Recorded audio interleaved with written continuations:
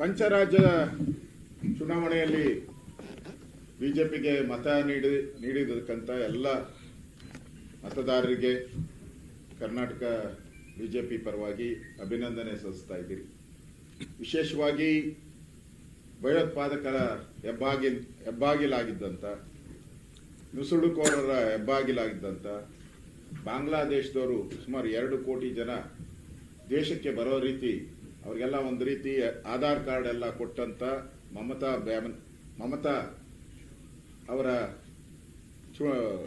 ರಾಜಕೀಯದ ಜೀವನ ಇರ್ಬೋದು, ಸರ್ಕಾರ ಇರ್ಬೋದು, ಇವತ್ತು ಅಂತ್ಯ ಆಗಿದೆ.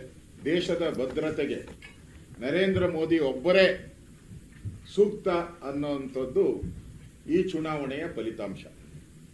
5 ರಾಜ್ಯದ ಚುನಾವಣೆ ನಡೀತಾ ಇದ್ರು ಕೂಡ ದೇಶದ ಗಮನ ಎಲ್ಲನೂ ಕೂಡ ವೆಸ್ಟ್ ಬೆಂಗಾಲ್ ಕಡೆನೇ ಇತ್ತು.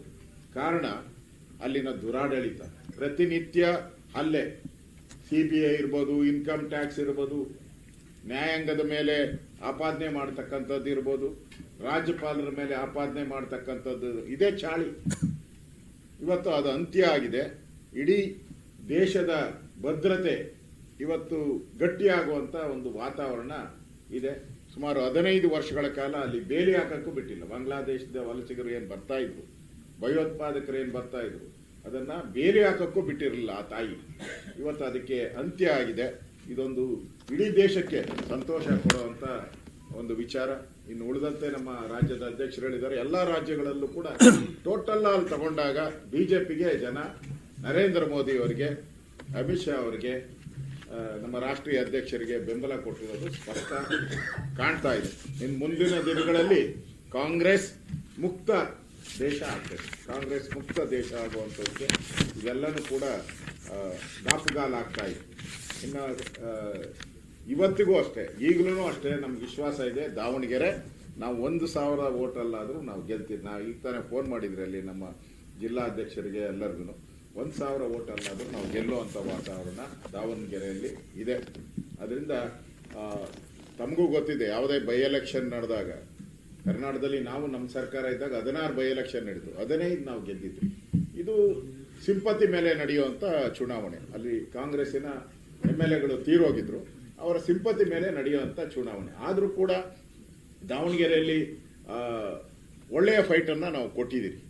ದಾವಣಗೆರೆಯಲ್ಲಂತೂ ಒಳ್ಳೆ ಫೈಟ್ ಕೊಟ್ಟಿದ್ದೀರಿ. ಇನ್ನೂ 40,000 ವೋಟ್ ಕೌಂಟ್ ಇದೆ. ಇನ್ನೂ 40,000 ವೋಟ್ ಕೌಂಟ್ ಮಾಡ್ತಾ ಇದ್ದಾರೆ.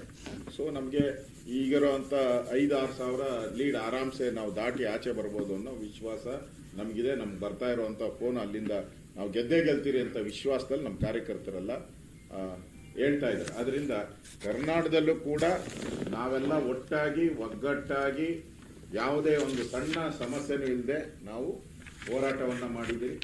ನಮ್ಮ ಒಂದು ದಾವಣಗೆರೆಯಲ್ಲಿ ಒಬ್ಬ ಬ್ಯಾಕ್ವರ್ಡ್ ಒಬ್ಬ ಕಾರ್ಯಕರ್ತರಿಗೆ ಟಿಕೆಟ್ ಕೊಟ್ಟು ನಾವು ಚುನಾವಣೆಯನ್ನ ಸ್ಪರ್ಧೆ ಮಾಡಿದ್ರಿ. ಅದರಿಂದ ಇವತ್ತು ಇಷ್ಟೊಂದು ವೋಟ್ ನಮ್ಗೆ ಬಂದಿದೆಯಲ್ಲ. ಈ ಕಳೆದ ಬಾರಿ ನಾವು 25,000 ವೋಟಲ್ಲೇನೋ ನಾವು ಸೋತಿದ್ದು. ಈ ಬಾರಿ ನೆಕ್ ಟು ನೆಕ್ ಫೈಟ್ ಇದೆ. ಮುಖ್ಯಮಂತ್ರಿನೇ ಒಪ್ಕೊಂಡಿದ್ದಾರೆ. ಅವರ ಈಗ ಪತ್ರಿಕಾ ಹೇಳಿಕೆ ನೋಡಿದೆ, ಅಲ್ಲಿ ನಾವು ಬಹಳ ಕಡಿಮೆ ಅಂತರದಲ್ಲಿ ಗೆಲ್ಲುವಂತ ವಾತಾವರಣ ಇದೆ. ಇಲ್ಲ, ನಮಗೆ ನಾವು ಬಿಜೆಪಿ ಗೆಲ್ಲುವಂತ ವಾತಾವರಣ ಇವತ್ತಿಗೂ ಈಗಲೂ ಕಾಣ್ತಾ ಇದೆ. 40,000 ವೋಟಿಂಗ್ ಕೌಂಟ್ ಆದ್ಮೇಲೆ ನಮ್ಗೆ ಅಲ್ಲೂ ಕೂಡ ಗೆಲುವಾಗ್ತೈತೆ ಅನ್ನೋ ವಿಶ್ವಾಸ ನಮಗಿದೆ.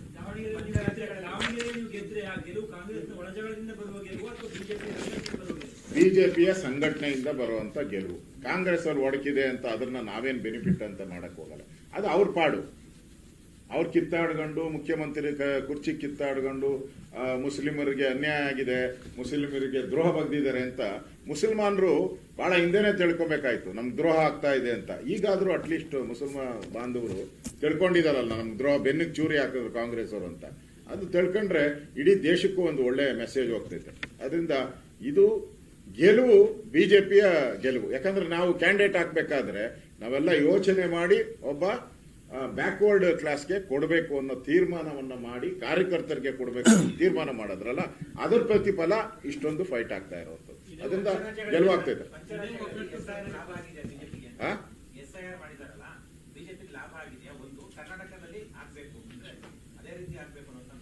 SIR ಇಂದ ಬಿಜೆಪಿಗೆ ಲಾಭ ನಷ್ಟ ಪ್ರಶ್ನೆ ಬರದೇ ಇಲ್ಲ. SIR ಈ ದೇಶದಲ್ಲಿರುವಂತ ಭಯೋತ್ಪಾದಕರನ್ನ ಹೊರಗಾಕುವಂಥದ್ದು. SIR ದೇಶ ವಿರೋಧಿ ಚಟುವಟಿಕೆ ಮಾಡೋರನ್ನ ಹೊರಗಡೆ ಹಾಕಬೇಕು. ಮತ್ತೆ ಬೇರೆ ಬೇರೆ ಬಾಂಗ್ಲಾದೇಶ, ಪಾಕಿಸ್ತಾನ, ಯಾವ್ಯಾವ ದೇಶದಲ್ಲ ಬಂದು ಇಲ್ಲಿ ಆರಾಮ್ಸೆ ರೇಷನ್ ಕಾರ್ಡ್ ಮಾಡ್ಕೊಂಡು ಕಾಂಗ್ರೆಸ್ಸಿನ ಕೃಪಾಪೋಷಿತ ಇದರಿಂದ ನಾಟಕದಿಂದ ಇದಾರಲ್ಲ, ಅವರೆಲ್ಲ ತೊಲಗೋಗ್ಬೇಕು. ಆಗ ಉದ್ಯೋಗನೂ ಸೃಷ್ಟಿ ಆಗ್ತದೆ, ದೇಶದ ಭದ್ರತೆನೂ ಸೃಷ್ಟಿ ಆಗ್ತದೆ. ರಿಯಲ್ ವೋಟರ್ಸ್ ಇದ್ರೆ ಅವರೆಲ್ಲರೂ ದೇಶದ ಭದ್ರತೆಗೆ ವೋಟ್ ಹಾಕ್ತಾರೆ. ಅಕ್ರಮ ಮತದಾರರು ಇದ್ರೆ ಅವರೆಲ್ಲರೂ ದೇಶದ್ರೋಹಿ ಸಂಘಟನೆಗಳು ಯಾವಿದೆ ಅವ್ರಿಗೆ ಬೆಂಬಲ ಮಾಡುವಂತವ್ರಿಗೆ ವೋಟ್ ಹಾಕ್ತಾರೆ. ಅಷ್ಟೇ ಇದು ವ್ಯತ್ಯಾಸ. SIR ಮೀನ್ಸ್ ಸರಿ ಅಂತ, ಎಸ್ ಅಂದ್ರೆ ಸರಿ ಅಂತ, ಸರಿಯಾಗಿ ನಡೆದಿದೆ. ಅದೇ ನಡೀಲಿ ಮುಂದೆನೂ ಕೂಡ.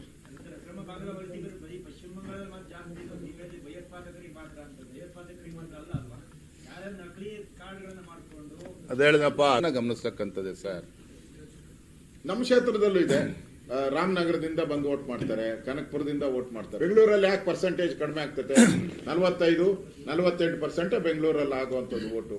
ಯಾಕೆ ಈ ತರ ವೋಟ್ಗಳು ಬೇರೆ ಬೇರೆ ರಾಜ್ಯದಿಂದ, ಬೇರೆ ಬೇರೆ ಜಿಲ್ಲೆಯಿಂದ ಬಂದು ವೋಟ್ ಮಾಡ್ತಾರೆ, ಅದು ಹೋಗ್ತದೆ.